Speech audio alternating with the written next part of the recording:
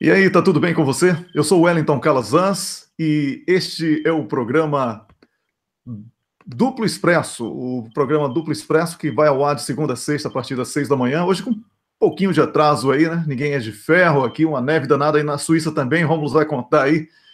E aqui tá mais é outra coisa, assim, uma mistura de neve com chuva, uma coisa terrível. E aí no Brasil, quentão? E você, tá tudo bem? Eu sei que você que acompanha o programa e chega cedo todos os dias deve estar sentindo falta daquele abraço, mas a gente mudou a plataforma e aí eu fico operando com Romulus agora 1 milhão de coisas, não está dando para ler tudo, mas eu vou combinar aí com a Camila ou com os nossos outros colaboradores que eles enviem ao final do programa ou durante o programa uma lista assim de nomes para que a gente possa citar algumas pessoas que acompanham e eu espero que você possa se sentir abraçado. Vou pedir também ao Rômulus, quando eu estiver falando, que ele veja algumas perguntas, eu vou fazer o mesmo com outras pessoas, para que a gente possa ampliar a interatividade. É muito recente essa nova forma de transmissão nossa, e é por isso que a gente está aqui ainda meio cheio de dedos, né, Rômulus? Bom dia, Rômulus! Bom dia, Wellington Calazans. Bom dia para você que está nos ouvindo nessa quinta-feira, 1º de fevereiro, novo mês começando aí. É verdade, Wellington. A gente não está no Hangout por opção, né? A gente foi levado ao Hangout porque lá no Facebook chegou a um ponto que a gente não conseguia nem começar a transmissão. O Wellington entrava, que ele me chamava, eu já caía. Aí caía ele também. Então, assim, a gente foi empurrado. E aí, isso antecipou nossos planos. A gente ia fazer, como a gente formou aqui, uma transição agora para o meado de fevereiro, que vão chegar as máquinas que a gente comprou, então vamos fazer transmissão ao vivo para o Twitter, para uma plataforma própria, de repente até, né, Wellington, a gente bota lá no russo. Ih, a cachorrada aqui, ó, a cachorrada tá animada. Lá no YouTube, a gente vê isso aí. Então, com essa questão, acabou que a gente antecipou essa migração. Então, também, realmente, a gente ainda tateando e vendo como fazer. Então, realmente, a interatividade está um pouco prejudicada, porque a gente tem que olhar, tem um superchat no YouTube e lá os comentários também no Face. Aliás, uma coisa que eu quero descobrir, alguém aí que esteja assistindo que saiba, me avisa, porque os comentários do superchat, quando termina, eles se perdem. Não é que nem do Facebook que fica lá os comentários. Então, aí começa do zero e todos os comentários bons que foram feitos no superchat estão perdidos, não tem como resgatar isso, não tem como salvar, não tem como replicar. Então, se alguém aí manjar de YouTube, souber, deixa aí nos comentários, avisa a Camila Bovedice, para a gente ver isso, porque senão, se a gente não vir na hora os comentários que vocês colocam, depois não tem mais como a gente ver. Então, realmente, isso é algo que a gente tem que ver também, né, Wellington? Com certeza, Rômulus. Vou trocar a janela aqui. É isso, troquei a janela. E aí tem aí um Ctrl+C, Ctrl+V aí que o Miguel recomendou que fizesse, Miguel do Rosário, nosso parceiro do cafezinho, falou, você tem que fazer um Ctrl+C, um Ctrl+V aí para aproveitar os comentários, hein? Senão vocês vão perder tudo e tal.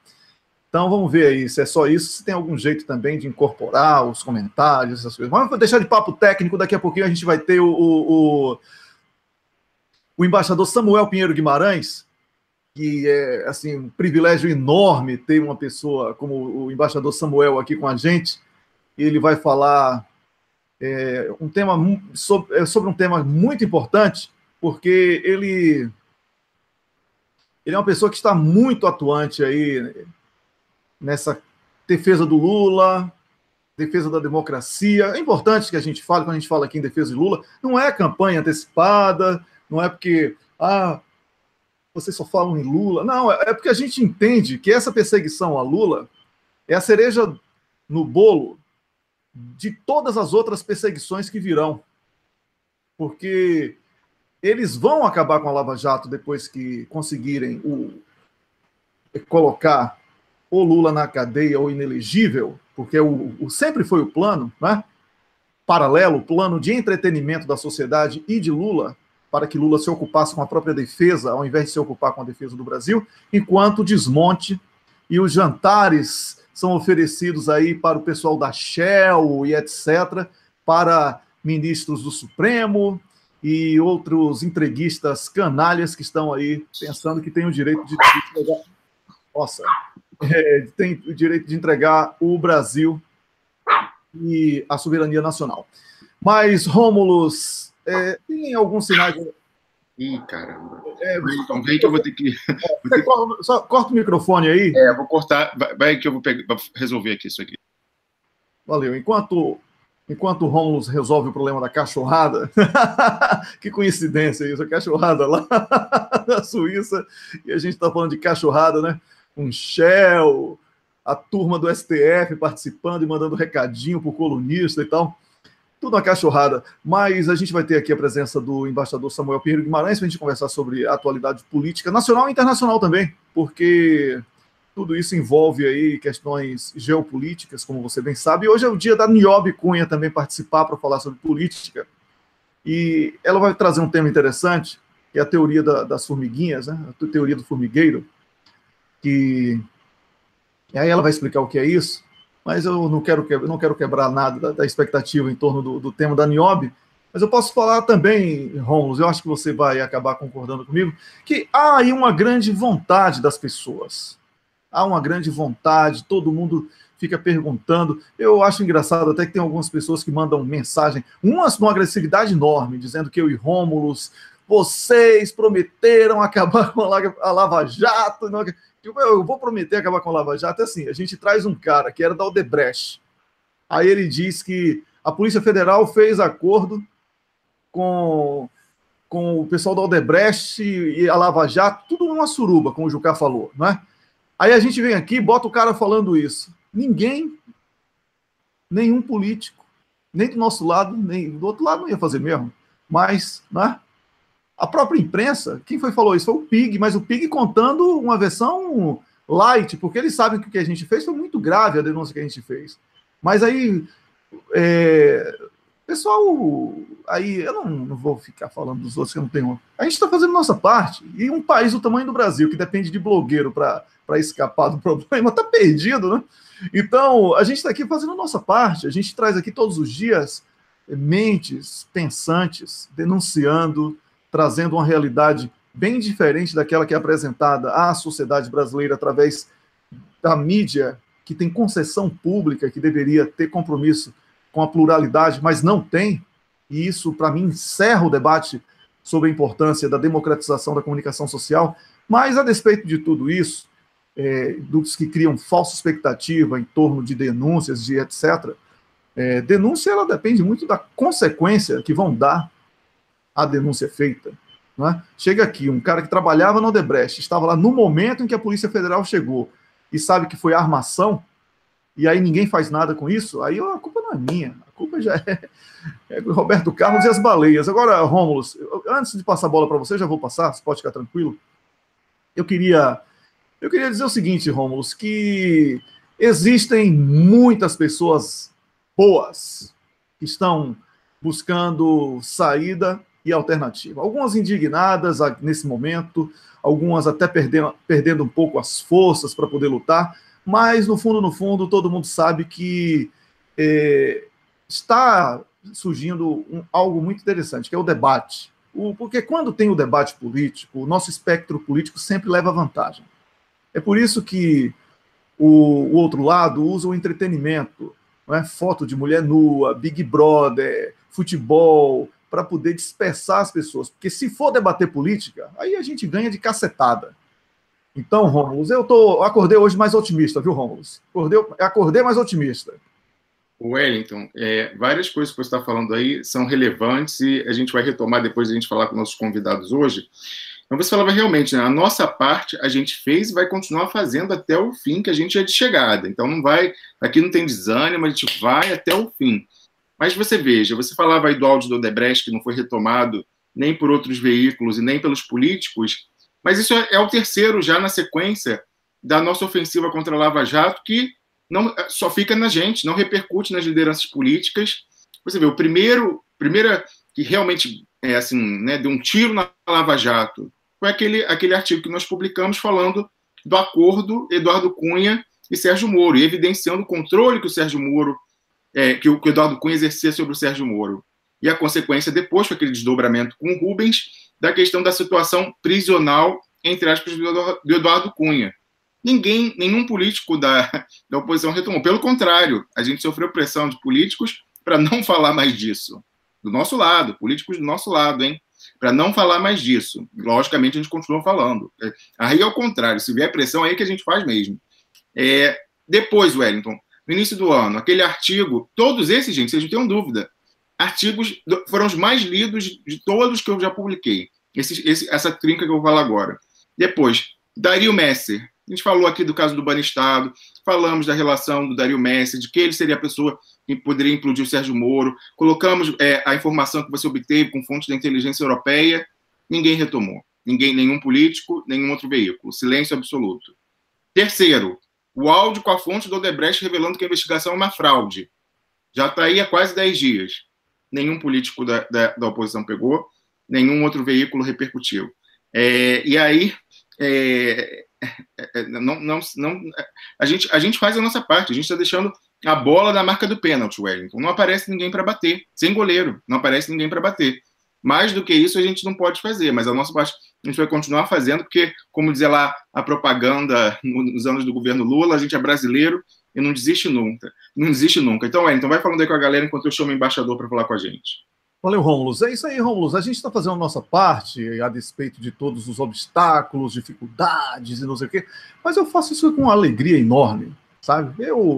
E, Rômulo, você também, nós somos independentes, isso é muito bom, tá? Então, quando eu venho aqui e discordo de um discurso de Lula, por exemplo, e aí vem um bocado de gente dizer, porque você é um infiltrado na esquerda, já fui acusado de tanta coisa que é tão engraçado.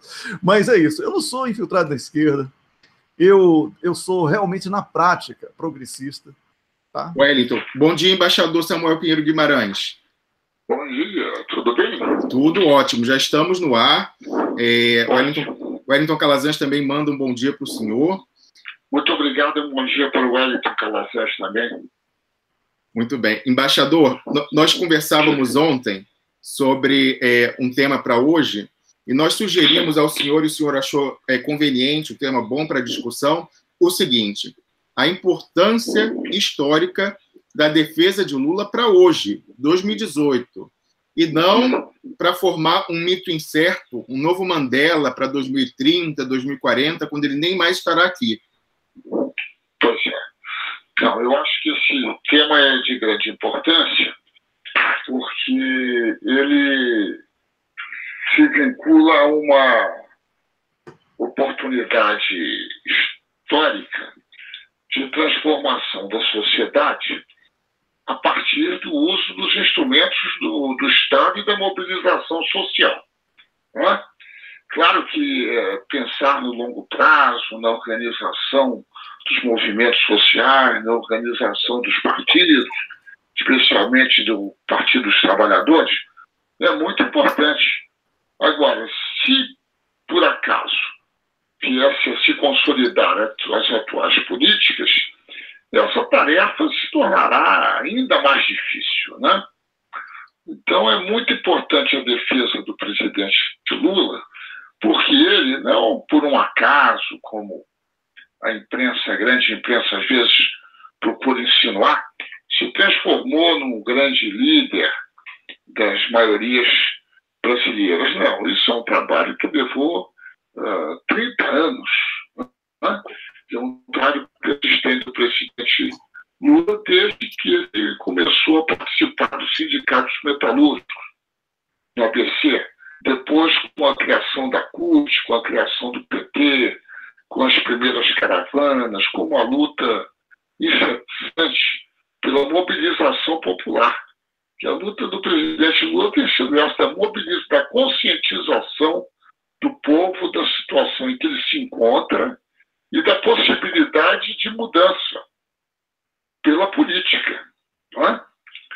Pela política, pela luta política. Não é? E, então é muito importante essa defesa do presidente Lula, porque é isso que os adversários, né, não querem, as forças conservadoras não querem. Eles querem perpetuar a sua hegemonia, o seu controle, até mesmo acentuar esse controle, através de novos mecanismos que chamam hoje de reformas, né? Reformas para aprofundar certas características do Estado e da sociedade brasileira. É correto. Embaixador, o senador Roberto Requião, sendo entrevistado aqui no programa, ele mencionou que ele via o presidente Lula como um atalho, o único atalho para, nessa geração política, a gente conseguir reverter o que está aí. Isso está muito em linha com o que o senhor está dizendo, porque formar uma liderança com a ascendência que o Lula tem sobre as classes populares levou 30 anos, várias disputas à presidência. Então, realmente, nessa geração, se nós não nos valermos desse grande ativo político, que é a liderança do presidente Lula, só também daqui a 20 anos, que nem foi a ditadura, né? Até a gente conseguir, no final do ciclo, formar uma nova liderança. Né? Eu acho que, digamos, essa ascendência do presidente Lula foi mencionada, na realidade, é um reconhecimento da população brasileira da sua liderança. Não é liderança no sentido de impor sua vontade, não se trata disso.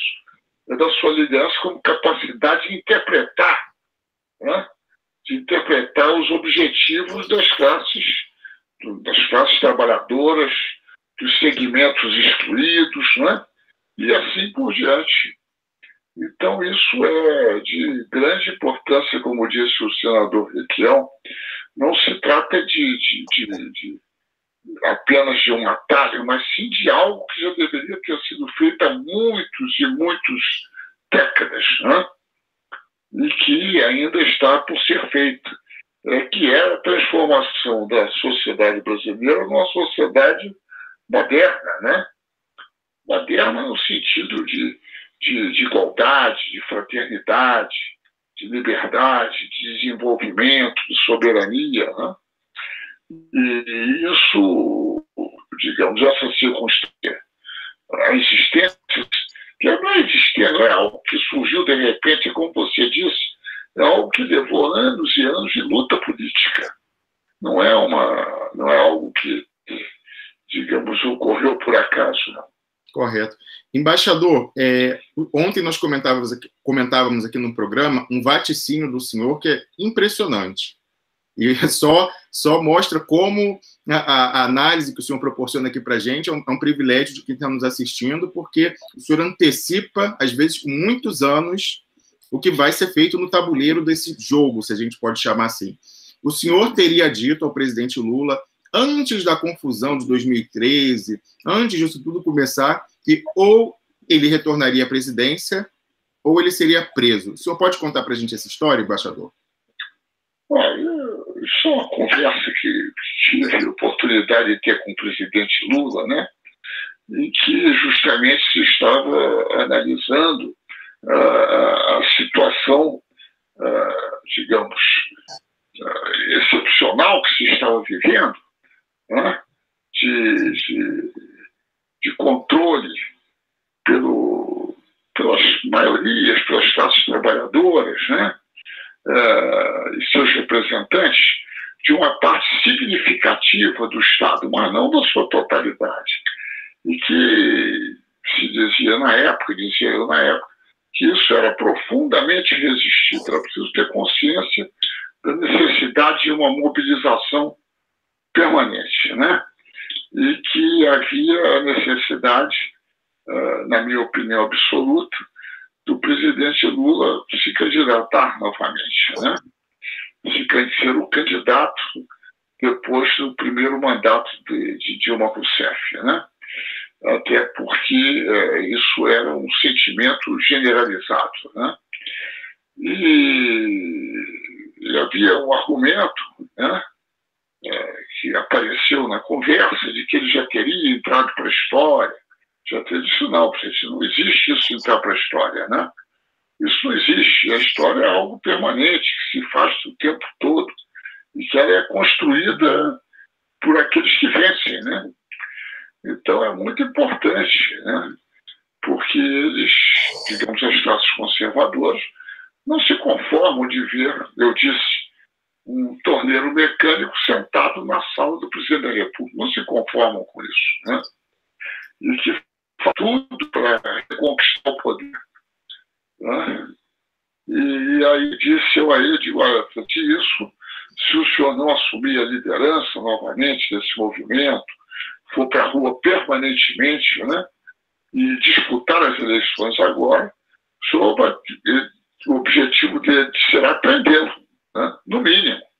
No mínimo. No mínimo. E, na época, infelizmente, não havia essa percepção, né? Não havia essa percepção. Correto. Não havia. E, então, digamos, perdeu-se uma oportunidade, né? E, então, isso é o que agora temos novamente uma situação muito grave, mas que acho que vamos vencer. Tenho certeza disso, que a condução e tudo, da campanha e tudo como tem sido feita, a organização das caravanas, a mobilização popular, mostra, por exemplo, que o presidente Lula tem qualquer pesquisa de opinião do Datafolha, né? Que se não for imparcial, na realidade é contra nós, né? Na verdade. E todas as pesquisas de opinião, o presidente Lula tem 35%, 36% de intenção de voto, né? Contra qualquer candidato, né? De modo que eu acho que, eventualmente, o judiciário realizará a injustiça, a profunda parcialidade do julgamento do Tribunal Regional Federal de Porto Alegre, né? Das atividades do juiz Sérgio Moro, absolutamente absurdas, né? No mínimo, se pode dizer que são absurdas. Né? Correto, embaixador. Condenaram uma pessoa sem nenhuma prova. Né? Correto. O senhor faz a deixa perfeita para a pergunta que faz o meu colega Wellington Calazans, porque há uma dúvida se o PT deveria partir para o enfrentamento ou continuar nessas conversas de bastidor tentando uma conciliação. Nós aqui no programa somos de opinião que o outro lado não quer conciliação. Então, o Wellington, que não adianta a gente querer porque eles não querem. Isso ficou demonstrado mais uma vez já com a negativa sumária de um habeas corpus presidente no STJ. Então, o Wellington Calazans pergunta, embaixador, se essa pressão contra o Lula ainda é uma tentativa de criar poder de barganha para os entreguistas chegarem depois a um acordo com ele, ou realmente eles não querem conversa?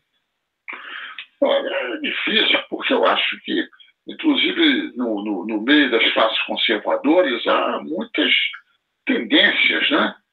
Há muitos grupos e muitas facções, né? Então, é difícil saber exatamente qual que prevalece. Naturalmente, no âmbito do judiciário, mas também do judiciário de primeira instância, né? Há uma animosidade extraordinária contra os trabalhadores, contra o presidente Lula, contra o Partido dos Trabalhadores. Agora, por outro lado, nós temos visto, inclusive em várias regiões do país, né, uma crescente apoio ao presidente Lula por parte de políticos tradicionais.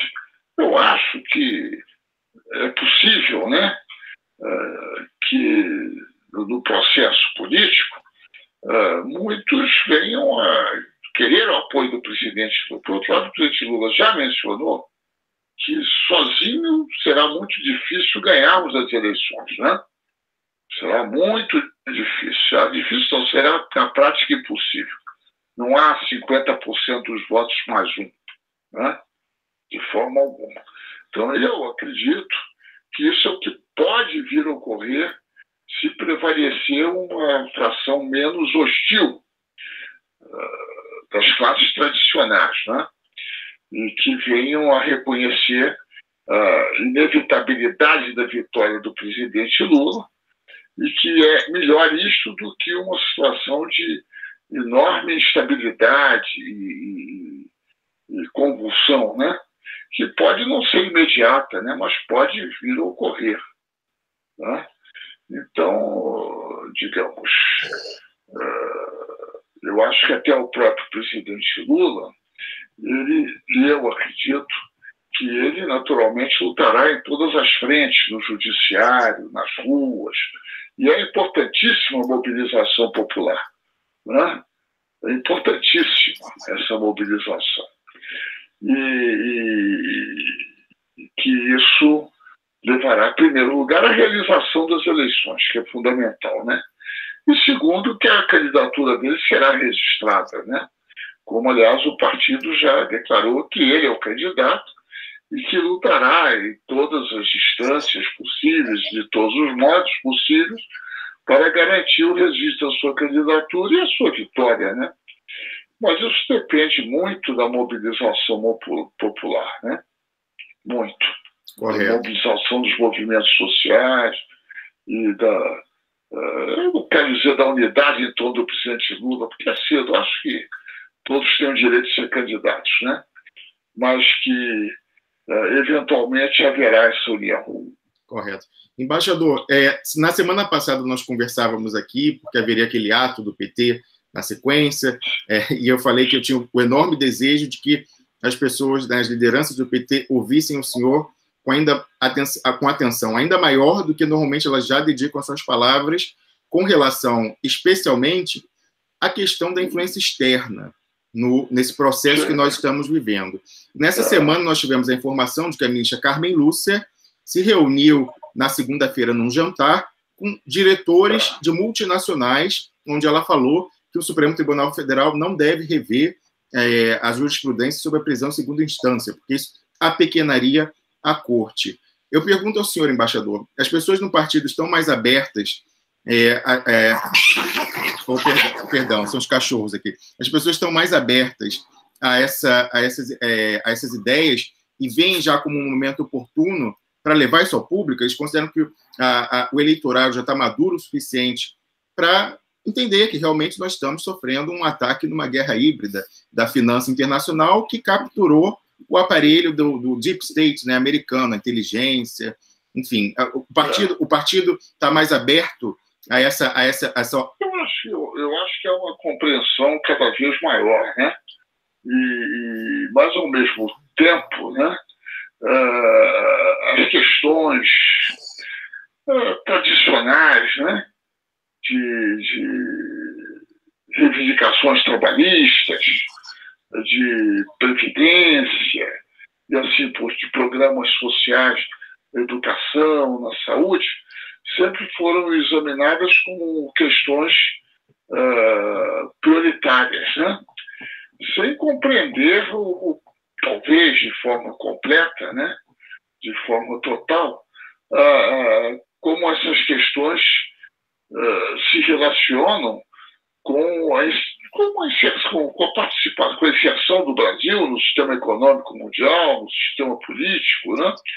Porque, certamente, não foram esses programas que geraram a oposição ao presidente Lula, né? Não foram esses programas, não. Foi a sua atitude em relação à guerra do Iraque, né? Foi a sua atitude de participação nos BRICS, de formação de um bloco sul-americano de nações, né? Sua atitude de independência em relação à questão palestina, tudo isso, né? E talvez até de forma muito importante a questão da unidade sul-americana, né? E isso tudo causou grande preocupação, né? O que, aliás, seria razoável esperar.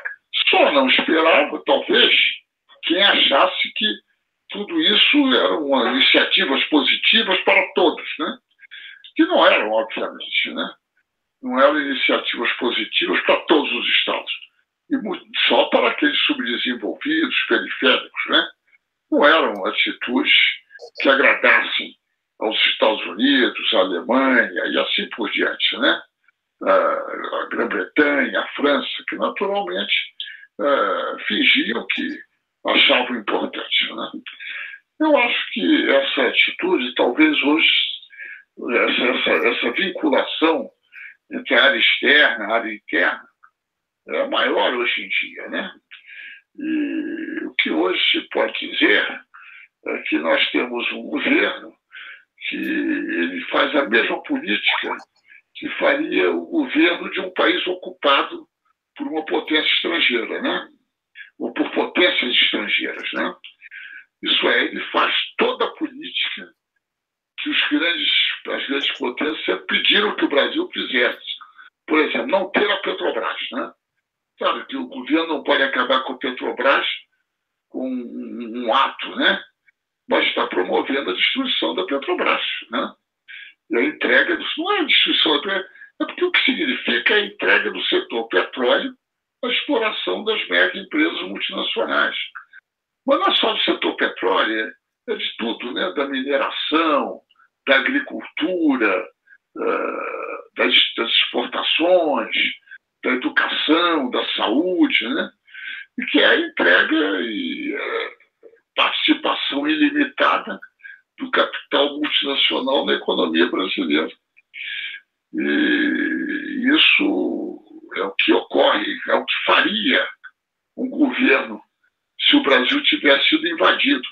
E nós estamos hoje em dia sob uma situação de invasão, né? Então, por exemplo, naturalmente, as empresas multinacionais são a enorme maioria em toda a economia brasileira, né? Elas querem, digamos, que haja uma legislação trabalhista que permita maiores lucros, né? Elas querem uma situação da Previdência que elas possam, os bancos, inclusive multinacionais, possam explorar a Previdência, né? E assim por diante, né?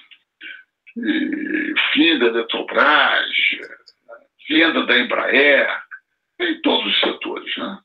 Todas aquelas manifestações de independência, eles não vêm com nenhum interesse, por exemplo, a competição da Embraer com as companhias aéreas estrangeiras, né? Bombardier, Boeing, agora, por exemplo, a Boeing quer comprar a Embraer, né? Na realidade, isso sempre vai ocorrer, né?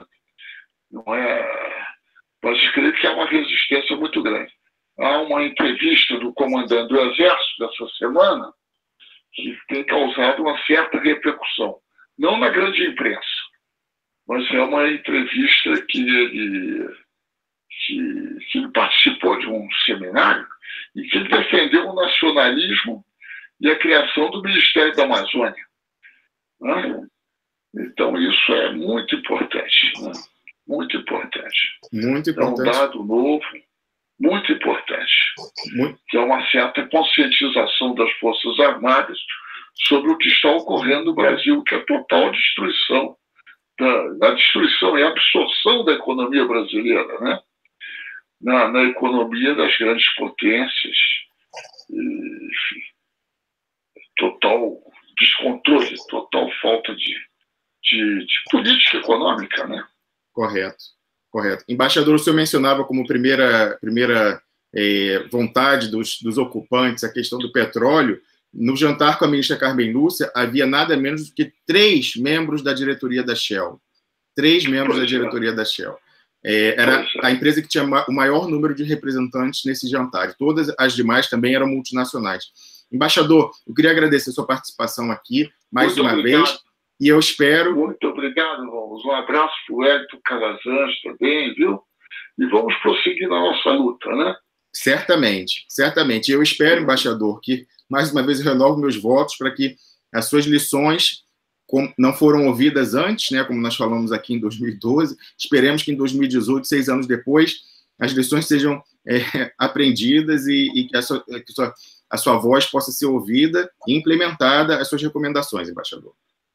Tá bom, muito obrigado. Abraço e obrigado. Bom dia para o senhor. Muito obrigado.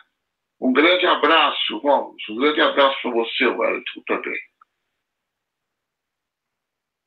Muito obrigado. Vimos aí o embaixador Samuel Pinheiro Guimarães, nosso comentarista de política nacional e de geopolítica, e que vem aqui. Quinta-feira é um dia de fartura aqui no programa, né? Porque depois do embaixador Samuel, a gente tem a Niobe Cunha, que é a próxima comentarista de política que vamos chamar e vamos conversar. Hoje a Niobe traz um tema bastante interessante e eu tenho certeza que você que está acompanhando aqui o Duplo Expresso vai gostar. Antes de chamar a Niobe, eu quero dizer que você está assistindo ao programa Duplo Expresso, programa que originalmente surgiu no Facebook, mas aí começou a cair na transmissão, durante a transmissão, e a gente migrou para o YouTube, e a partir desse mês, né, hoje começa o mês de fevereiro, nós vamos transmitir simultaneamente em praticamente todas as plataformas, tá? E isso vai ser muito interessante para que você possa escolher o que você quer, onde você quer assistir. E vamos ter também, provavelmente, o nosso próprio chat, para que você concentre os seus comentários aqui com a gente, na nossa própria página, duploexpresso.com. Mas nós somos gratos e vamos continuar compartilhando com todas as páginas que compartilham aí o nosso programa, tá? Eu quero agora chamar Niobe Cunha. Bom dia, Niobe Cunha. Bom dia, saravá todo mundo. E aí, Wellington, bom dia, Rômulus, bom dia, minha gente.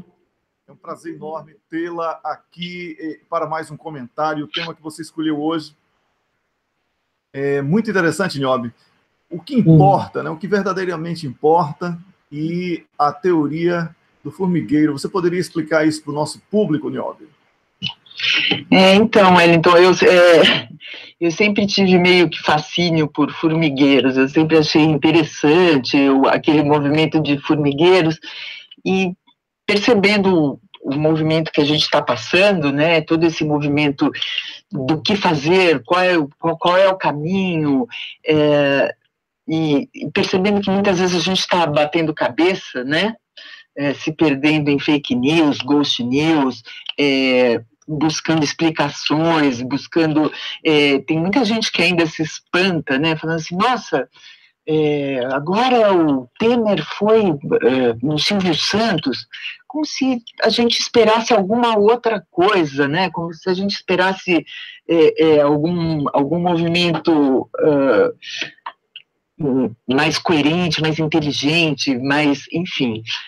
eles só têm coerência mesmo com o golpe, e eles são muito coerentes no golpe, é a gente que ainda não entendeu isso, porque eu tenho essa teoria do formigueiro. As formigas, elas existem desde que o mundo é mundo, né, sei lá, 100 milhões de anos, parece, e elas têm um sistema super complexo, né, dizem que elas sobreviverão, elas e as baratas sobreviverão ao apocalipse, e elas têm uma cultura biológica interessante, porque elas sobrevivem, segundo alguns estudos de alguns biólogos, elas sobrevivem porque elas têm um senso comunitário, ou seja, elas trabalham em grupo. Então, aquilo que a gente acha que elas se subjugam à rainha, não é exatamente elas se subjugam, existe uma relação simbiótica, de troca, né? E é essa relação que eu faço com a nossa luta, né?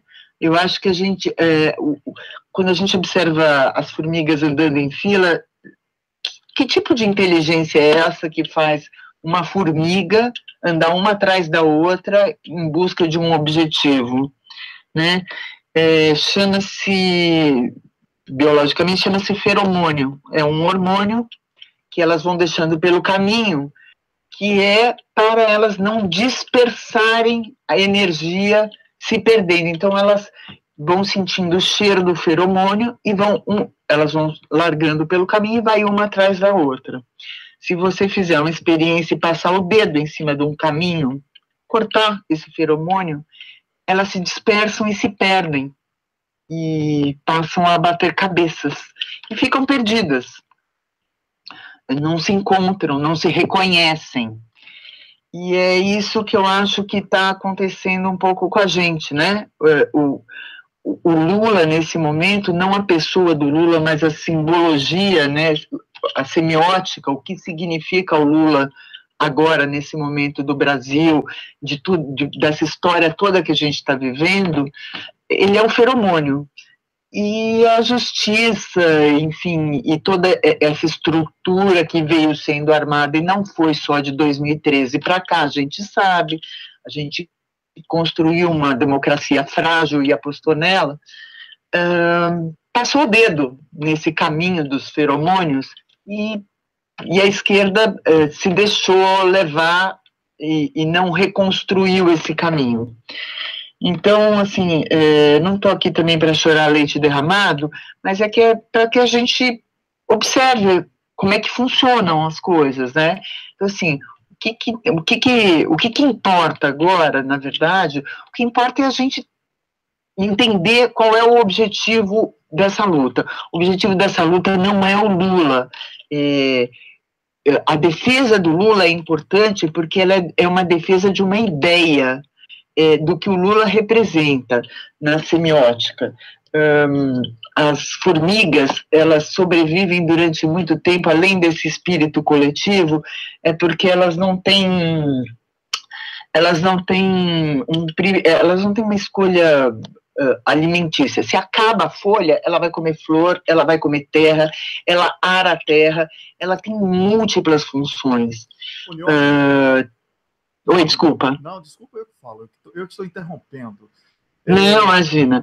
Eu não quero me perder muito nessa história das formigas para não distanciar o assunto, mas é uma simbologia que eu acho muito interessante e muito importante.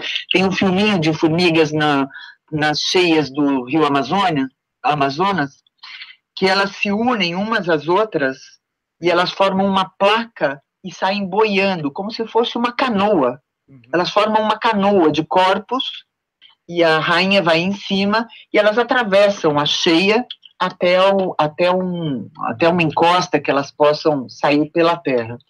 Ou seja, elas têm um senso de sobrevivência muito forte através da união, da rede que elas formam. E talvez seja isso que a gente ainda falta construir mais firmemente. Óbvio que foram atacados pontos nevrálgicos, como o enfraquecimento dos sindicatos, a divisão que as esquerdas sofrem, as divisões históricas da esquerda, mas, assim, é preciso que a gente enxergue que agora é hora de ação, não é hora da gente ficar se perdendo em fake news ou em desvendar mistérios do Moro. Isso é coisa com o jurídico, como vocês cansam de repetir. Eu não posso discutir uma decisão jurídica sem um argumento jurídico. Os dois lados têm argumentos. Meu pai estava me ensinando que o juiz pode aceitar qualquer coisa como prova.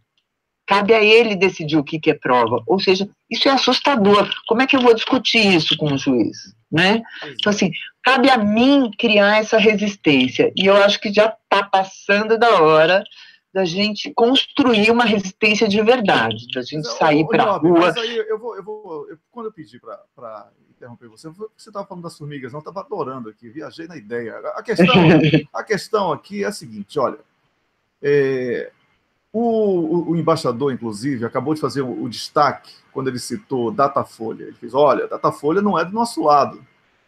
Observe, apenas essa observação do embaixador Samuel Pinheiro Guimarães, para você que está me assistindo, para não dizer assim, esses caras aí gostam de ser isso e aquilo. Não é querer ser melhor do que ninguém. Agora, como é que eu vou pegar o meu tempo, conversar com o público? Olha, a audiência está crescendo para caramba, inclusive no Facebook, a despeito de tudo, né? E na nossa página também, no YouTube também. O que acontece? O pessoal vai ficar analisando por que Lula cresceu na pesquisa da Datafolha. Tem dó, né, Wellington? Tem dó. Olha, se amanhã Datafolha falar assim, não incluímos o nome de Lula porque ele vai ser condenado, ou ele foi condenado e ele vai ser preso. Eu quero ver o que é que esses caras da política, não estou falando de jornalista, não. Eu acho que o jornalismo também pode se ocupar de outras coisas, mas já que quer analisar tabela de campeonato, que isso para mim é tabela de campeonato.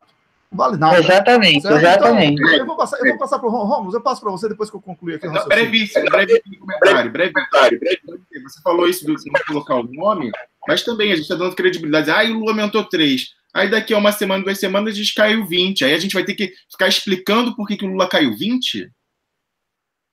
Pois é. Exato, Rômulo, exato. E assim, o que interessa a tabela de campeonato para a gente agora? Assim, é uma perda de tempo. Niobe, o outro lado não tem sequer candidato. Olha, se chega ao ponto de cogitar Geraldo Alckmin ou Luciano Huck, eles estão perdidos. Geraldo Alckmin, quem é que vai pegar o seu precioso voto e botar na urna eletrônica, ou seja lá que for, para Geraldo Alckmin? Ai, Wellington, desculpa, eu sou do Tucanistão. Aqui muita gente isso é mito. Mas é só aqui. Essa coisa de São Paulo. Essa coisa de São Paulo, CPSDB, é mentira. A fraude eleitoral existe no Brasil e precisamos trabalhar em cima dessa perspectiva. Certo? Precisamos. E outra coisa, a abstenção foi quem deu a vitória a Dória. Isso significa exatamente. Que não é ele perdeu para brancos e nulos. Não é o prefeito dos paulistas, ele é o prefeito da ausência. Certo? Ele é o prefeito da ausência. Então, vamos começar a falar sério, Niobe, porque a gente fica aqui dando vez. Porque Luciano Huck é o candidato da Globo. A Globo é uma empresa corrupta, o brasileiro sabe disso, e a Globo não bota comida na mesa, não assina carteira de trabalho, muito pelo contrário, destruiu a CLT e vibrou com isso. O povo sabe disso. Tem corrido aí diversos vídeos de pessoas, sobretudo na Bahia, né? O baiano é festivo pra caramba, festeiro, como a gente chama lá, cantando durante o recadastramento. Isso, diversos vídeos eu tenho recebido, né? Sou baiano, tenho muito, minha raiz está na Bahia, eu recebo muito mesmo, diferentes amigos e tal. Isso significa que existe já uma consciência de que o que é que eles querem com aquele título eleitoral. Então, Niobe, esse entretenimento de discutir tabela de campeonato, eu não entro nesse engodo, porque eu sei que isso é armação. E outra coisa, vou dizer mais ainda, para piorar. Lula tem muito mais do que os 36, 37 que estão dizendo. Mas muito mais. Muito mais. E é por isso que... Eu também acho. Assim. A única coisa que me incomoda nisso tudo é as pessoas levarem a sério agora uma pesquisa, né? Isso virar um foco de debate.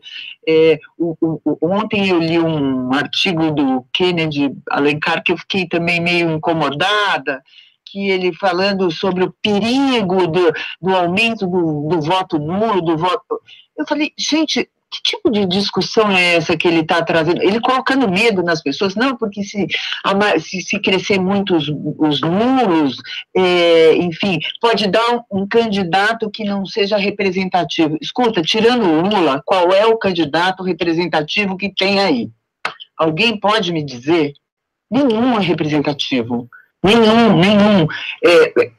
Foi um golpe burro, porque a direita não tinha quem pôr no lugar. Eles deram um golpe burro, porque eles não tinham quem pôr no lugar do Lula. E agora eles estão batendo cabeça como as formigas, quando você interrompe o caminho dos feromônios. É exatamente isso que está acontecendo com a direita também. Só que a gente está endeusando essas mensagens que a direita passa na televisão. Para você ter uma ideia, Wellington, ontem assisti o Jornal Nacional. O Jornal Nacional não falou da pesquisa do Datafolha. Ele não mencionou essa pesquisa. Ele só mencionou uma pesquisa sobre a confiança do consumidor, uma pesquisa feita pela CNI, sobre a confiança do consumidor, o aumento da confiança do consumidor. Pois é. Tá bom para você? Você entendeu? Então, assim, o que importa, gente? A pergunta permanece. Vamos nos focar o que importa. Vamos aprender com as formiguinhas a criar nossa trilha de feromônios, entender o objetivo, assim, goste ou não do Lula, as esquerdas precisam se organizar. Essa semana, uma pessoa que assiste aqui o programa me passou uma mensagem muito interessante, sugerindo que os blogs de esquerda começassem a se divulgar nos eventos de esquerda, criar faixas para divulgar outros meios de comunicação. Enfim, eu acho que está na hora da gente fazer o trabalho miúdo mesmo, conversar com o porteiro, com a faxineira, com o dono da padaria, ouvir também, né?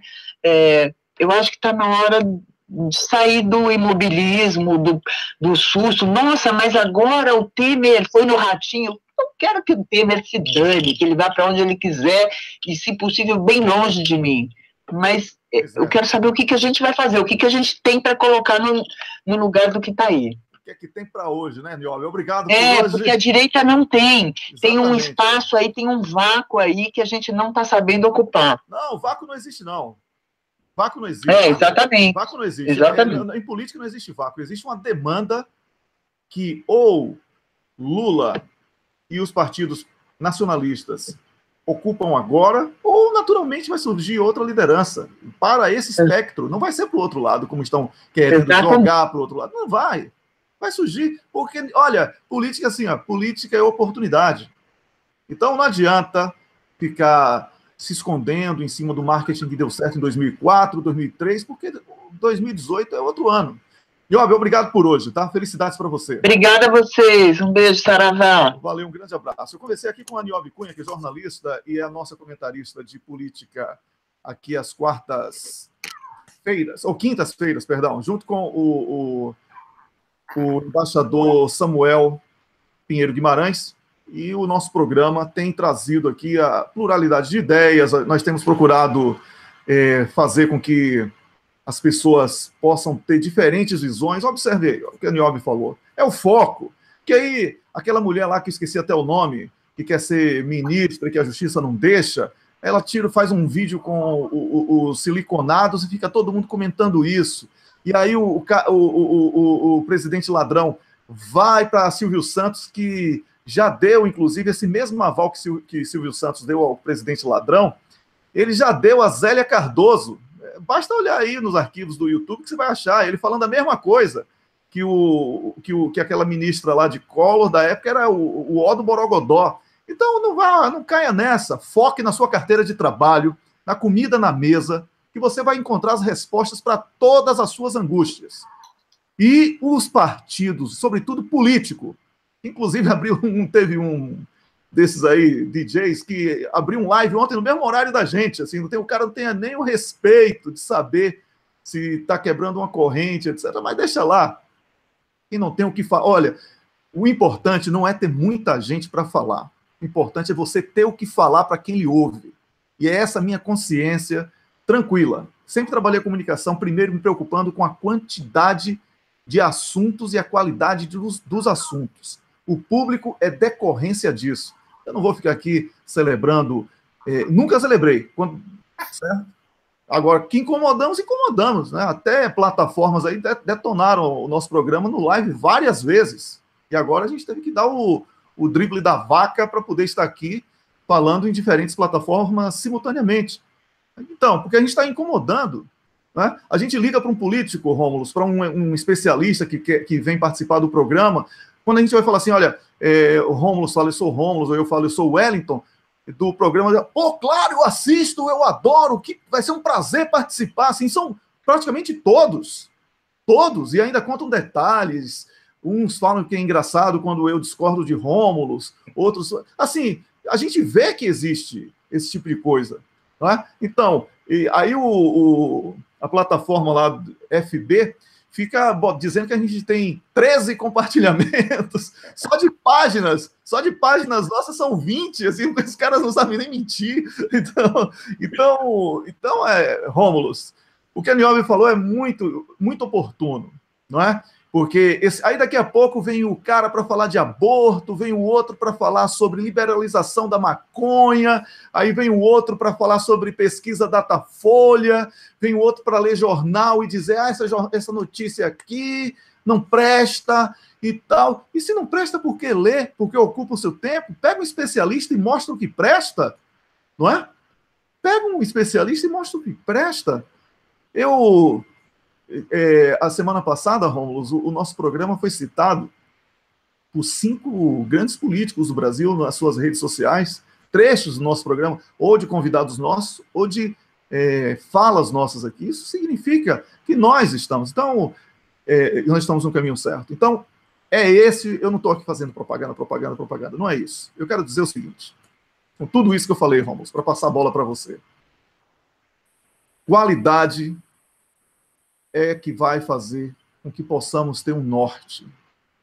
Estamos dispersos no entretenimento. E o entretenimento que é criado pelo adversário. não é momento de pensarmos em tabela de campeonato, pesquisa desse ou daquele, porque isso eles manipulam. Lá na frente, se eles disserem que é o contrário, vocês já deram credibilidade a eles. Dar entrevista ao Pig hoje significa dar credibilidade ao Pig amanhã para que ele fale mal de você. Aí o público alienado vai falar: ah, quando você dava entrevista era bom, agora que você não dá mais, ele não presta. Então, o assessor de imprensa que está forçando a sua barra para dar entrevista, ele precisa ser reciclado. Ele precisa trabalhar numa guerra, como eu trabalhei, precisa trabalhar em diferentes realidades, como o Rômulo trabalhou, certo? Para entender que quando você declara golpe, você não pode achar que o outro lado que golpeou é fofinho. Não adianta ser fofinho para quem está ali desgraçando. É isso. Bom dia, burro, Rômulo. É difícil pegar depois desse seu bom dia burro, mas reforço ele. E quero dizer, Wellington, o que você falou não tem nada de cabotinismo nisso aí, não. Você não está fazendo. Porque o que acontece? A gente via lá o boicote quase físico à nossa transmissão. E aí agora tem um boicote moral. Eles ficam dizendo, por exemplo, o Google não é diferente, não. Eles não estão chegando ao ridículo de derrubar a transmissão, mas você vê que quando termina, o número de visualizações é menor do que o pessoal que estava vendo ao vivo, supostamente, o número do ao vivo, né? Assim, é umas coisas, eu já te falei, já tive a oportunidade de vídeos do Google, do número subir para baixo, assim, eu fui dormir, estava 1000, acordei, estava 300, umas coisas assim, inexplicáveis, mas a gente vai, como a gente falou, é só uma questão de tempo até a gente conseguir aqui chegar já as máquinas, para a gente conseguir fazer a transmissão para Twitter, para YouTube, para todas as plataformas possíveis e imagináveis, inclusive, todo mundo, o hábito, quem está assistindo a gente no Facebook, é sempre bom registrar isso, o sinal original é gerado no YouTube. Então, realmente, às vezes, o meu som, principalmente, não está tão bom. Para a qualidade ficar melhor, dirija-se ao YouTube para assistir. Mas daqui a alguns dias, algumas semanas, ficará igual, o mesmo sinal para todo lugar, com a mesma qualidade. Então, você fala isso, Wellington, não é, como eu dizia, não é cabotinismo, porque eles usam isso para desmotivar, é um ataque moral ao nosso programa. Que outro programa, Wellington, era derrubada a transmissão lá na rede social americana? Qual outro? Eu não conheço nenhum aí. Então, tem uns para eles que mesmo do nosso lado convém e tem uns que não convém. Então, é importante a gente ver isso e ficar, não se desmotive, achando aí, esses números todos são fake. E, Wellington, basta ver o reflexo que o programa tem na pauta. Quantas vezes a gente não pautou aqui o PIG e até já tivemos a honra de ser citados pelo presidente Lula naquela questão da família do desembargador lá, descendente do líder lá do último ataque a Canudos. Então, não tenho dúvida que a nossa discussão aqui, a nossa comunidade é ouvida. Não? Isso aí é importante que a gente tenha, porque eles vão tentar atacar o nosso moral, e é um moral que a gente não pode deixar cair num momento de resistência como o nosso. Wellington, você falava aí do Silvio Santos. É importante lembrar, você resgatou aquela questão que a Zélia foi lá defender o confisco. O Silvio Santos é uma pessoa que conseguiu a concessão dele bajulando o poder lá da ditadura militar do Figueiredo. Lembra de aquele bom dia, o dia do presidente. Tan, tan, tan, tan, tan. Eu cresci vendo isso na televisão. O presidente fez isso. Não. Tinha bom dia ministro. Era, né, uns negócios assim. Então, ele foi assim, ele está acostumado com isso. Foi assim que ele ganhou a concessão dele. Então, não surpreende em nada esse périplo do Michel Temer pelos programas popularescos do SBT. Wellington, eu queria dizer o seguinte, por falar em pautar a mídia, né, e o cartel midiático principalmente, a gente observa agora, Wellington, algo muito interessante, que é o Moro já cumpriu a função dele. Ele já cumpriu a função dele, que era entregar a cabeça do Lula, e aí agora a gente vê o PIG começando a atacar ele, o Partido da Imprensa Golpista. Ele e o Bretas. O primeiro foi o Bretas, com a história do auxílio moradia, que forçou ele, que era a estrela de Twitter, a sair da rede social, de tanta crítica que recebeu. Aí agora, a revista Época do Grupo Globo não faz nada gratuitamente, minha gente, publicar uma matéria enorme, sobre arbitrariedades, abuso de autoridade do Moro, num caso antigo. Isso é claramente, Wellington, um recado. A gente tem que lembrar daquele clássico grampo do Jucá. Você lembra? Não era só o grande acordo com o STF com tudo. Ele falava com o STF com tudo para delimitar onde já estava. Então já delimitou, foi o Lula. Então agora eles querem dar uns tiros numa, falar, baixe sua bola. Era só ele, era só o Lula. Agora acabou a palhaçada. Então, Globo, Gilmar Mendes, o pessoal da direita, PSDB, vão soltar em drops. Assim, o primeiro mostrando assim, um julgamento absurdo em que ele cometeu diversas ilegalidades. Falar, se você vier de palhaçada, a gente vai acabar com você. Então, não fiquem surpresos se o Moro ficar bem discreto e sumindo, sair tal para o ano sabático dele nos Estados Unidos, porque não vai vir mais ninguém aí de PSDB, não. Não veio até agora e não vai vir mais. É assim, era isso. A encomenda era essa. Ele entregou a parte dele, entregou mal, a gente sabe.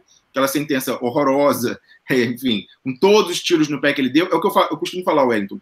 Se não tivesse por trás a Globo, internamente, e o auxílio logístico e de inteligência do aparelho do Estado americano, tinha caído, porque ali a equipe é muito ruim, cara. O número de vezes que ele teve que ser resgatado de ter um tiro no pé que ele deu, o mais clássico, né, a condução coercitiva que... Diga. Olha, aquela equipe, para ser ruim, tem que melhorar muito. É como você falou, o golpe deu certo, apesar de Moro. Moro, eu já vinha falando aqui, vocês pensavam que era brincadeira, e ele provou isso aí. Moro não sabe escrever, Moro não sabe falar. Ele emprestou a caneta, ele só assina o que escrevem para ele. Entendeu? Moro é um burro. Assim, você dá um copo redondo, ele não sabe fazer a letra O. O cara não sabe falar português, ele tem problemas cognitivos seríssimos, perdeu todos os testes para tirar a carteira da OAB, ele tem problemas de dicção, ele tem trauma por causa da voz, por isso que, por respeito a isso, eu deixei de imitar a voz dele aqui, certo? Porque ele tem trauma da voz que tem. Então, agora ele é um juiz que tem rabo preso e foi pescado pelo serviço de inteligência norte-americano. Assim, ou você faz o serviço sujo e assina tudo aqui que a gente escrever, ou você vai ser preso e desmoralizado. Então é isso. Ele é produto de uma extorsão, como praticamente todos os empresários que apoiaram o golpe, e aí o tempo vai revelando, um a um, vem caindo, não é? Como a Rede Globo, que tem os donos da Globo, estão na máfia da FIFA. Ninguém no Brasil fala sobre isso. São bandidos que estão pedindo a cabeça de Lula por causa de um apartamento que nunca foi de Lula, não provou nenhuma relação entre OAS e Petrobras para justificar a presença do processo em Curitiba, condenou, teve a condenação confirmada em segunda instância e toda uma pressão de uma mídia altamente corrupta, com personagens corruptos da política e empresários corruptos que apoiaram o golpe. É um golpe da corrupção, certo? É o golpe da corrupção. Então, Romulo, eu te interrompi só porque eu considerava isso extremamente relevante. Foi uma ótima contextualização, Wellington. É muito importante a gente sempre lembrar isso e não perder de perspectiva e ficar de olho, como você falou, que a gente agora vai vendo um a um, né, o dominó caindo. Porque já cumpriram o seu serviço, já entregaram a encomenda, então não tem mais utilidade e eles querem botar na linha, enquadrar. Então vai vir aí essas coisas, vai começar a surgir até o Moro sinalizar que entendeu o recado e que acabou os 5 minutos de fama dele, que é para ele sair de cena discretamente. Então já tinha aquela história lá de sabático nos Estados Unidos, deve realmente vir aí para esse ano. Wellington, a gente falava aqui, né, do programa pautando a grande imprensa, pautando o PIG, e aí eu queria lembrar com aquele áudio, o áudio bomba, que a gente vai... E, Wellington, a gente falou aqui ontem com a Patrícia Vauquier, vamos continuar falando, tem mais áudio para editar, vamos publicar, vamos botar com legenda, a gente já publicou a transcrição, vai ter legenda, vai ter novas coisas, é o que a gente falou, a gente está botando a bola, mais uma, hein, Wellington? Bola na marca do pênalti para os políticos do PT e até mesmo para os colegas, né, blogueiros que quiserem seguir a pauta.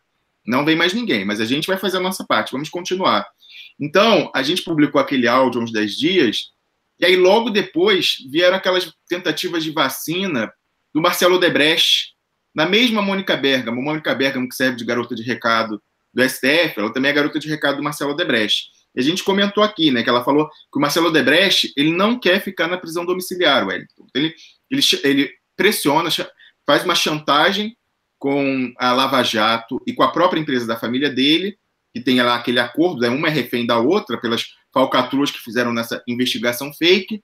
Então, ele joga um primeiro petardo, que é essa história da Braskem, dizendo assim, a Braskem não entrou na investigação. Não foi só a Braskem, como uma fonte aqui disse para a gente, 2/3 que não entrou na investigação. A Braskem é apenas uma das que não entrou na investigação. E aí, no dia que ele saiu da cadeia, para deixar lá já registrado a ameaça dele, falou isso. Não, tem os e-mails da Braskem para ver aí coisa que não entrou na investigação. E quem sabe disso é o meu cunhado, Maurício Ferro. Como eu falei aqui, foi o homem do desmanche, que sequer foi indiciado pelo Sérgio Moro. Então, ele está ameaçando os dois. Está ameaçando o cunhado, que foi quem fez o desmanche do departamento lá de operações estruturadas, que pagava as propinas, e a Lava Jato, que fez o acordo com esse cidadão para fazer a investigação fake. A Patrícia, que ontem falou do ridículo deles dizerem que dependem do pendrive que tem senha. Eles deram batida e confiscaram os computadores. Que história é essa? Desde quando os petabytes, sei lá quantos, vai caber em pendrive? Isso é uma palhaçada. Como ela falou, a Globo vai preparando, né, a cabeça do idiota para aceitar uma história dessa, um pendrive sem senha, que só foi descoberto que não tem senha 2 anos depois. Enfim, e dizendo que eles não são obrigados a dar a senha ou as informações porque eles não podem produzir prova contra si. Eles que fizeram acordo de delação premiada e de leniência. Assim, a história é tão absurda. Aliás, e esse senhor aí, o Carlos Fernando, que disse isso, deu outro, né? Lançou livro dizendo que agora ele quer ganhar dinheiro. Imagina, se antes ele não ganhava, imagina agora que dinheiro é esse que ele quer, né? Enfim, mas eu dizia que a gente pauta a grande mídia, e aí a gente deu o áudio aqui, né, mostrando que o Marcelo Odebrecht está jogando com a Lava Jato e com a empresa da família dele, com os parentes, cunhado. E aí a Mônica Bergamo, né, que passou esse recado, aí no dia seguinte eu falei, mas o Marcelo Odebrecht, os computadores não foram confiscados? Como é que ele está dizendo... não, porque ela publicou, né? Ela publicou no primeiro dia, ela publicou, confirmo, Marcelo Odebrecht disse que não estava recebendo todos os documentos e e-mails da Braskem que poderiam ser usados como prova contra parlamentares. Então, já ameaça os políticos também. O problema, no entanto, já teria sido superado. Em casa, né, ele saiu da cadeia, está em casa, ele teve acesso à base de dados de seu computador com o material, inclusive e-mails que procurava. Aí a gente aqui, no dia seguinte, falou, mas não foi confiscado o computador? Que história é essa? Aí, no dia seguinte, Marcelo Odebrecht faz saber, por meio da Mônica Bergamo, resposta. É assim, é bate-bola aqui, a gente com pinga, ping-pong, Aí veio, no dia seguinte, ele, ampulheta. Marcelo Odebrecht demorou para ter acesso aos dados e e-mails da época em que presidiu o grupo de sua família. Ele deixou a prisão no dia 19 de dezembro, mas recebeu o HD com conteúdo de computador que está apreendido na Polícia Federal há poucos dias. Enfim, assim, já respondeu a coisa, assim, quem deu esse HD para ele? A Polícia Federal deu o HD? Foi alguém do Odebrecht que deu o HD? Aí, o mais interessante, eles pecam, Wellington, porque essa operação foi tão mediatizada e tem rastro aí das lambanças, só a gente está garimpando e vai soltando aos poucos. E aí uma colaboradora do programa me mandou uma reportagem da mesma Folha de São Paulo, de 2016. Sabe o que ela dizia, Wellington? A conta de e-mail M-Bahia, que é o e-mail do Marcelo Odebrecht corporativo, utilizada por Marcelo Odebrecht, sumiu e não pode ser recuperada por falta de backup nos servidores do Grupo Odebrecht. Se lá em 2016, 8 de março de 2016, dizia que o negócio dele foi apagado por esse cunhado, evidentemente, que estava fazendo antes, desde 2014, e que não tinha mais no servidor, como é que ele chegou agora em casa tranquilamente? Primeiro, a versão era no computador dele, aí não, o computador está apreendido. Aí agora, com o HD providencial que eu vendei para ele, recuperou uma coisa que estava perdida da investigação, os e-mails dele. Curioso isso, não? Então, assim, isso é só uma das contradições, mas vai ter infinitas, porque foi muito mediatizado. Vocês usaram a mídia? Agora a gente vai usar a mídia contra vocês, porque vocês deixaram rastros. Não, Wellington, não existe crime perfeito, e ainda mais quando as pessoas que estão tocando o crime são burras, como são essas pessoas da Lava Jato. Então a gente vai vendo essas coisas por aí, Wellington, e vai vir muito mais coisa, e a gente vai continuar nessa pauta, Wellington, nem que seja sozinho, nem que os políticos do PT não encampem as denúncias que a gente faz aqui, ou outros veículos deem sequência à pauta, a gente vai continuar nosso combate solitário, a nossa parte, a gente faz, Wellington.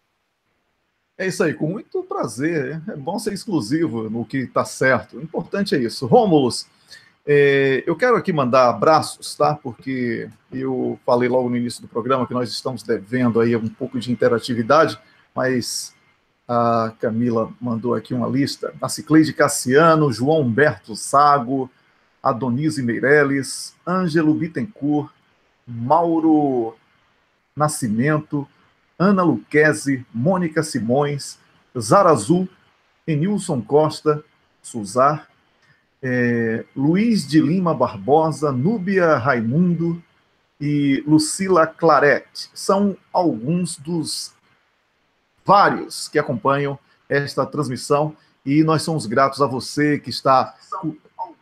Opa, acionei aqui sem querer o retorno, perdão.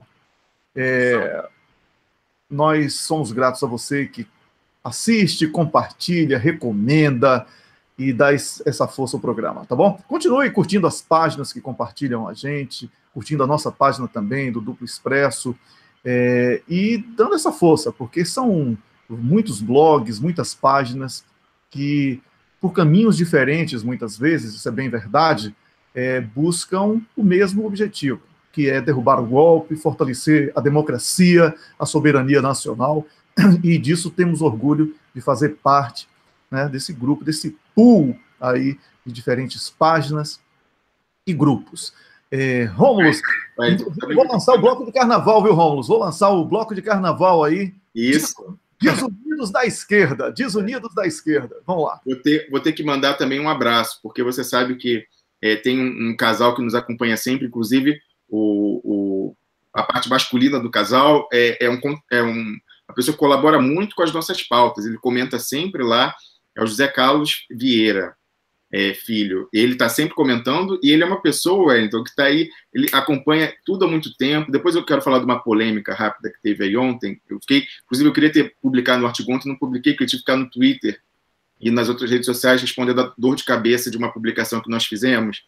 Mas, então, ele é uma pessoa muito atenta, um observador muito atento, muito qualificado, e faz comentários muito pertinentes e que ajudam a gente a achar novas direções de pauta. Pois a esposa dele, a Renata Oliveira, ela me contou, olha isso, que legal. Querido Rômulo, meu sobrinho de 12 anos pediu para dizer que é fã de vocês. Aí eu falei, poxa, tão novinho e já está ligado em coisa de gente grande. Aí falou, é o Leonardo o nome dele. Queria mandar um abraço para ele e falar que isso é que dá esperança. Essa juventude, aí você vê um rapazote aí de 12 anos já acompanhando a gente, dizendo que é fã do programa. É muito legal, cara. Isso é gratificação, né? A gente não ganha nada, a gente só perde, gasta uma grana investindo no negócio, mas isso vale muito mais do que dinheiro. Rômulo, só um aviso aí, o pessoal lá de Angola, porque tem muita gente lá em Angola assistindo o programa, você sabe disso. Não, porque o Paulo Gamba é popstar lá em Angola, nosso comentarista aqui, né? Então, eu e o Paulo Gamba vamos apresentar um programa na televisão pública de Angola, então, sobre política internacional. Então, em breve aí nós estaremos com essa pauta.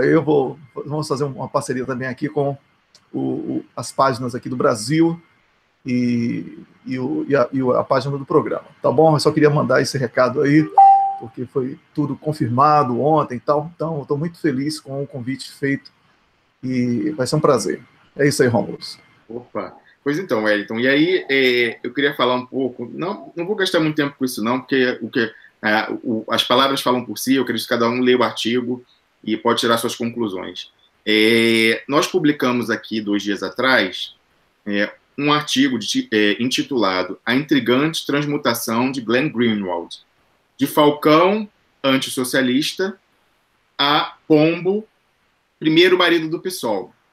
E isso, na verdade, não é um artigo, eu não escrevi quase nada, eu escrevi uma introdução contextualizando, falando que intriga muitas pessoas algumas posturas editoriais do veículo do Glenn Greenwald, que é o Intercept Brasil, mais especificamente, com relação a pautas da resistência democrática. Então, causou muito incômodo, assim, muito questionamento no nosso campo, no campo popular nacionalista, a ausência completa do tema Tacla Duran ao longo de 2017. E aí, ironicamente, Wellington, na virada do ano, um articulista lá publicou um top 10 de o que a gente vê aqui de batizar de Ghost News, top 10 de notícias que não saíram no PIG, no Partido da Imprensa Golpista, e aí ele mencionou o Tacla Duran.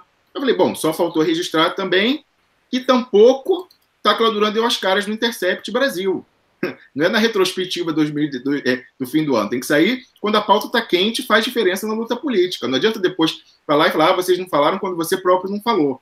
Então, eu registrei isso como contextualização, e aí publiquei, Wellington, uma tradução de um artigo do próprio Glenn Greenwald, de 2005, um jornalista da Carta Capital, eu vou achar aqui o nome dele, Antônio Luiz MC da Costa, achou esse artigo antigo dele, do primeiro blog do Glenn Greenwald, onde ele começou trabalhando em 2005, e é um artigo assim que fala por si, foi só a tradução, ele foi traduzido pela ativista, né, tem o arroba dela lá no Twitter, é Gringa Brasília, conhecida ela, né, aguerrida, mas o nome dela é Isabel Monteiro, cantora, além de tudo é cantora. E ela fez a tradução, e ela já há algum tempo, né, tem essa assim, desconfiança com relação a algumas posturas do Intercept, e tal, e aí ela publicou isso e falou, ela na tradução falou, não vou fazer nenhum comentário, porque o artigo fala por si. E no artigo, o Glenn Greenwald, ele expressa um tom muito crítico, para dizer o mínimo, muito crítico, ao socialismo e à esquerda, as lideranças da esquerda da América Latina. Muitas pessoas comentaram, em diferentes redes sociais, a mesma coisa. Falou assim, se não tivesse o nome, eu acharia que a autoria de Reinaldo Azevedo, Arnaldo Jabor, Olavo de Carvalho, porque é nesse nível, a adjetivação das lideranças de esquerda da América Latina é nesse nível. Mas aí, o que me chamou a atenção também, além disso, foi a defesa entusiástica no artigo da doutrina Bush. O artigo foi escrito por oportunidade da visita do Bush à América Latina, inclusive o Brasil. E aí lá ele falava dessa coisa de a América Latina é muito crítica, essa coisa da doutrina Bush de ataque preventivo, de invadir o Iraque, invadir o Afeganistão, eles não entendem quanto isso é importante para a gente, blá, blá, blá, blá, blá. Então, assim, era uma postura... Em política internacional você fala, né, do Falcão versus o Pombo. Falcão, aquele imperialista, interventor, e o Pombo, aquele bonzinho, manso. Então, naquele momento ele expressou uma visão muito Falcão, e hoje não, hoje ele é um crítico, né, das intervenções americanas, então ele é Pombo. E aí, Wellington, você sabe que começou uma onda para tentar dizer que o artigo não devia ser lido porque ele tinha homofobia. Esse título que eu botei, só por causa do título, que eu falei que ele foi de Falcão, antissocialista, a Pombo, primeiro marido do PSOL. Aí todo mundo achou que isso era uma referência, assim, mesmo que fosse, não tem nada a ver com homofobia ou homoafetividade. Se fosse uma mulher, eu falaria, primeira dama do PSOL, não tem nada de homofobia. Pode falar, é inconveniente, falar, vincular. Primeiro, assim, eu usei um trocadilho, realmente, a gente faz no título, né, coisas que intriguem, que fazem a pessoa ler, mas muito mais, eu sequer menciono no artigo o nome do marido dele, que foi eleito vereador pelo PSOL no Rio de Janeiro. Não era isso. Quando eu falo primeiro marido do PSOL, é muito mais pelo caráter do veículo Intercept, de ser o veículo para-oficial de divulgação de uma corrente do PSOL, que é essa corrente identitária, comportamental, do que propriamente a relação dele pessoal com David Miranda. Não, é a questão.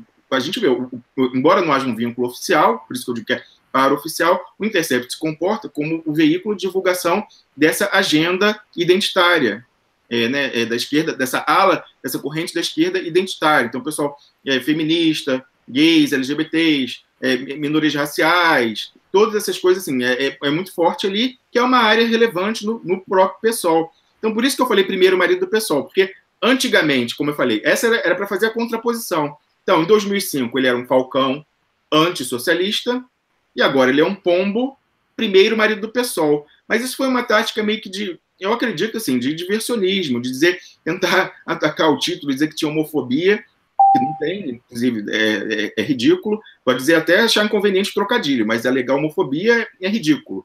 Então ficou assim, o artigo, eu vi uma pessoa importante falando, não, o artigo é bom, mas está proibidão por causa de uma frase homofóbica. Não tem homofobia nenhuma aqui. Enfim.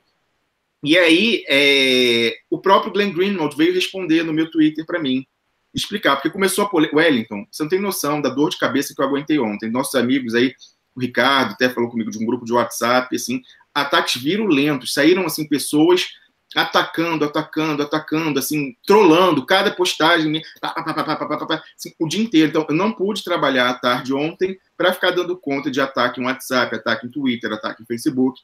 E aí, de pessoas, até pessoas da militância importantes. Assim, então você sabe que num grupo de WhatsApp, o cara viu, tem um cientista político que trabalhou no Palácio do Planalto nos anos Dilma. ele veio com uma virulência defender o Glenn Greenwald. Primeiro que eu não ataquei, eu só fiz uma tradução do artigo dele. E aí, se o artigo fala por si, elogia o autor, não fala comigo. Elogia, olha, seu artigo fala por si, manda um elogio para o Glenn Greenwald, não fala comigo. E aí ele vem falar, é fake. Wellington, um cientista político do PT, lá de Brasília, e trabalhou no Palácio Planalto da Admissão Dilma. Veio falar uma defesa entusiástica do Glenn Greenwald, falando assim, isso aí é fake news, eu conheço o Glenn Greenwald, ele é uma pessoa que mais lutou pela democracia, pela divulgação no estrangeiro, da luta contra o golpe, blá, blá, blá, isso aí é fake, esse blog é fake. Aí falou que o blog, poxa, antigo era fake, que era uma conspiração longa, né, assim, porque começou em 2005, alguém escreveu um post se passando pelo Glenn Greenwald para dizer que era dele, e traduzir. E aí, Wellington, só parou a pessoa, esse cientista político, só calou a boca quando veio o Glenn Greenwald a público e reconheceu que o texto era dele. E ele veio lá no meu Twitter, respondeu e falou assim, ó, ele diz que realmente ele sofreu, o meu título que fala de transmutação, ele admite que ele sofreu transmutação sim, que ele era antissocialista e falcão, e agora ele realmente virou um pombo, primeiro marido do PSOL. Eu reforço, não me arrependo do título que eu dei. Olha o que ele fala. Tem alguns erros de português, lógico, na língua nativa dele, mas ele fala, foi escrito há 13 anos, quando vou adaptar, tá, para o português. Quando começava a prestar atenção e escrever sobre política. Eu não tinha leitores, estava debatendo coisas comigo mesmo. Então, eram dúvidas internas dele, não tinha uma posição fechada, segundo ele. A experiência da invasão e destruição do Iraque e a guerra contra o terror e a crise financeira de 2008 fizeram com que muitas pessoas mudassem suas opiniões sobre muitas coisas.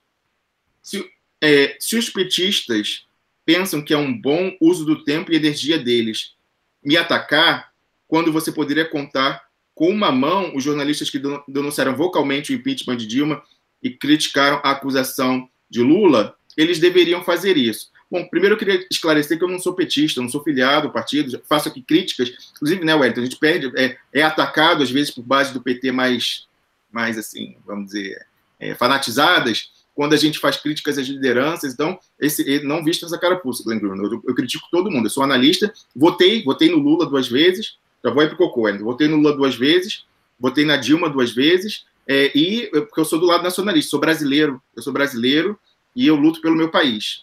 Então é isso, eu queria registrar, Wellington, que realmente essa polêmica. Aí, só para concluir, Wellington, aí eu falei, para fechar, eu não quero polemizar. A pessoa falou, pô, já teve polêmica contra o blogueiro, agora vai fazer blog. Eu não quero polemizar, eu só publiquei um artigo que me enviaram porque eu achei que era relevante, sim, editorialmente.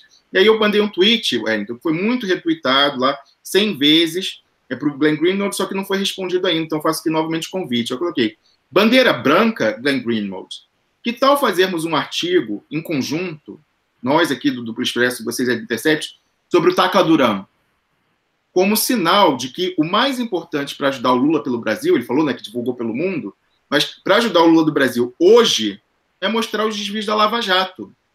Neste momento, hoje, e não na retrospectiva de 2018. Então fica aqui novamente o meu convite, Glenn, para passar limpa nessa sua mudança, essa sua transmutação. Vamos escrever sobre o Tacaduram lá no Intercept. Eu me disponibilizo aí, te passo os áudios que eu tenho para a gente trabalhar junto. Que tal? Aceita? É isso, Wellington.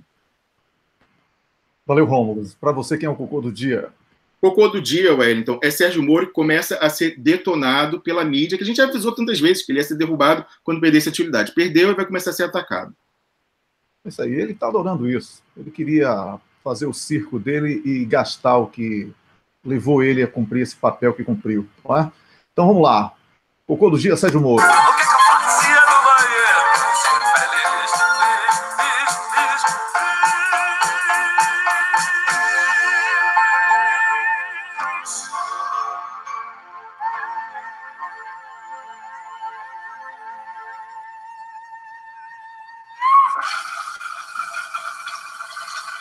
Está descendo rapidão. Antes precisava de mais de 2, 3 vezes a descarga para poder descer, mas diante da desimportância, né, dele, Sérgio Moro agora desce de primeira. Rômulo, obrigado por hoje. É muito bom trabalhar com você. Você é um profissional fantástico, né? Sem idolatria. não sou seu fã, sou seu admirador diferente. E eu quero dizer que amanhã, às 6 da manhã, nós vamos estar de volta.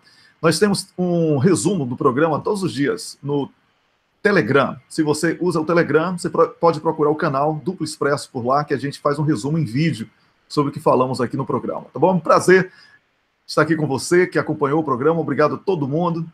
A quem eu citei o nome, a quem eu não citei o nome. Um bom dia. Amanhã, às 6 da manhã, estaremos de volta com mais um programa e com mais convidados, com muita gente boa, muito debate interessante aqui no Duplo Expresso. Até lá!